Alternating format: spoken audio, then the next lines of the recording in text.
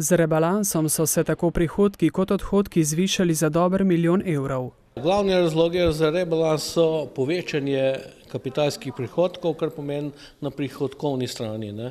Ravno iz razloga pri prodaji našega gospodarsko-tehnološkega centra, poslovne cone, tu si izkazal še večji interes, kot smo predvidevali.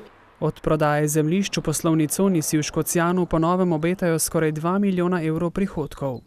Ta znesek ali pa te ob prodaji bodo šli zagotovo dokončanje investicij, kot so hidravlične izboljšave in seveda tudi ostali projekti, kot so izgradnja še pločnikov skozi Dobrovo in seveda tudi pričetek del na Bučki.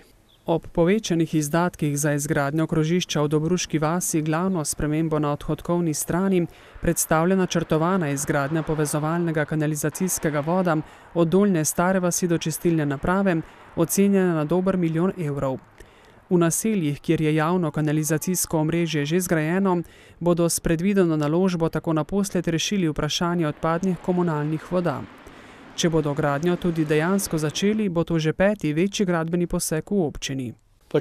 Resno je pristopila direkcija za ceste, ki smo z njim podpisali 3 sporazume, Dobrova, Bučka in samo krožišče v poslovno cono, kar ocenjujem skupne vrednosti okrog 5 milijonov in seveda za ta del moraš zagotavljati tudi lastna sredstva.